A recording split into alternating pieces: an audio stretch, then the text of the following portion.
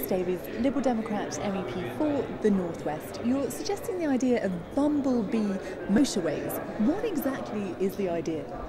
I want the government to give its backing to the formation of a national network of Bumblebee motorways, if you like, a series of wildlife corridors based around public footpaths, connected but with 50 metres either side, planted with wildflowers, not only to encourage the retention of those flowers themselves, but also to provide a path for insects.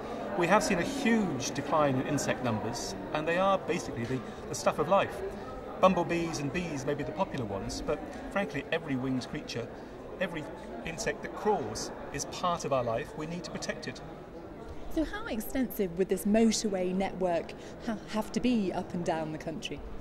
Well, on a map it would look extensive. It would be, every county would have a couple of these paths. It would be a genuine national network. But in practice, when you looked at it from up high, we're talking about a footpath, 50 metres either side only, planted with wildflowers to provide a basic habitat for insects. Very, very small area. Though if you take the time to walk along one of these corridors, you would see wildflowers, wild grasses either side, as you might still in Austria or Switzerland. So are these then the types of wildflowers and grasses that are perhaps now not found in the hedgerows and elsewhere normally in the UK? We have very productive agriculture in this country, but in wildlife terms we've become a desert. And there's very little life being supported by the great arable fields across Britain. You walk the hills of Austria in the spring, and you have to remind yourself that actually a lot of Britain used to look like this. The comparison is huge, and if we want to protect biodiversity for future generations, if we want to ensure that we have the birds and the bees, we also have to ensure that all forms of insect life and wildflowers are protected, to ensure that the foundations are right. I understand you'd actually like to see European money going towards this.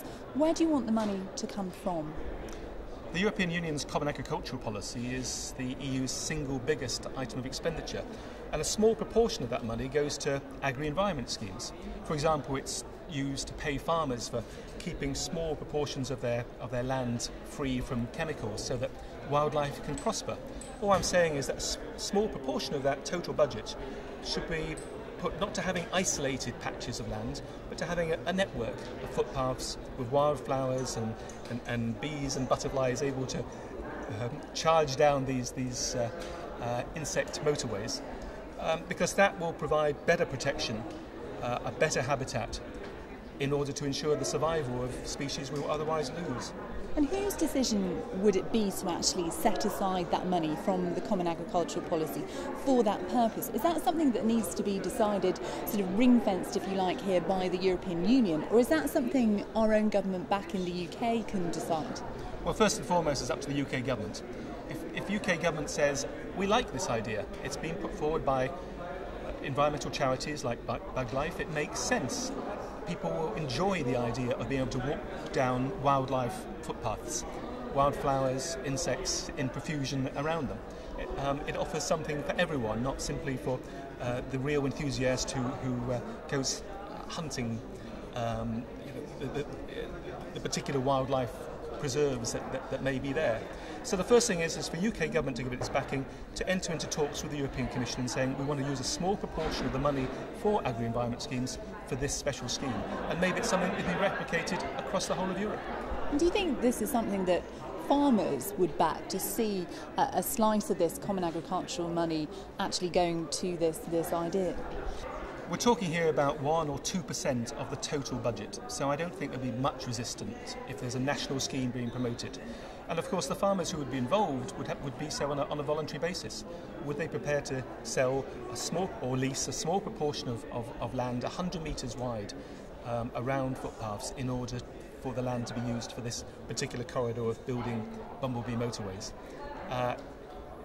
It means, of course, that we're not talking about straight lines. We're talking about footpaths connected which will go all round the shop. But keeping farmers involved with the process, wanting them to be involved, is utterly crucial. Without the assistance of the landowners, nothing can be achieved.